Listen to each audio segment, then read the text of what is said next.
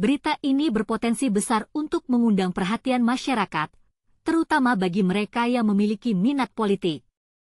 KPU Kota Bandung memastikan akan menjalankan revisi PKPU nomor 8 tahun 2024 tentang pencalonan kepala daerah yang mengakomodir putusan Mahkamah Konstitusi, MK.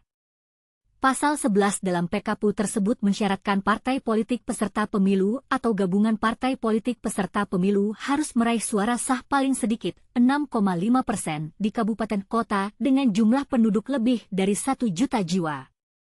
Ketua KPU Kota Bandung, Wenti Frihadianti, menjelaskan bahwa DPT Kota Bandung pada pemilu 2024 mencapai 1.872.381. Sehingga pasangan calon yang akan mendaftar untuk mengikuti Pilwalkot Bandung minimal harus mengantongi 94.816 suara.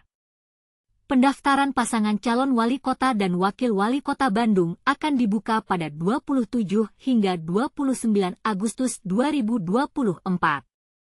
Tapi, apakah syarat ini terlalu tinggi? Bagaimana dengan partai politik yang memiliki suara minoritas?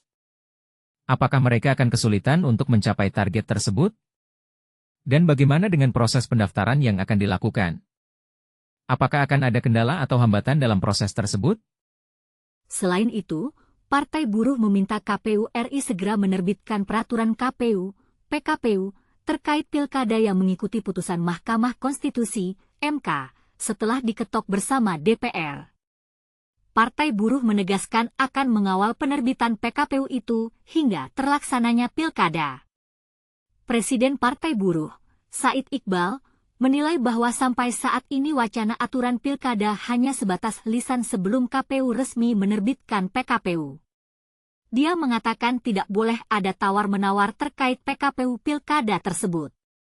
Memastikan apakah secara tertulis draft yang didiskusikan KPU dengan DPR RI adalah draft yang memuat keputusan MK nomor 60 dan 70 tahun 2024 tanpa tafsir lain atau jangan-jangan nomor 60 dikabulkan, nomor 70 tidak dikabulkan, ada bargaining antara DPR dan KPU, jelasnya. Apakah KPU RI akan segera menerbitkan PKPU terkait pilkada? Apakah Partai Buruh akan berhasil dalam mengawal penerbitan PKPU tersebut? Dan bagaimana dengan reaksi partai politik lainnya terhadap syarat pendaftaran yang dibuat oleh KPU Kota Bandung? Pemeriksaan kesehatan juga akan dilakukan H2 setelah pendaftaran di Rumah Sakit Hasan Sadikin pada 31 Agustus, 1 September 2024.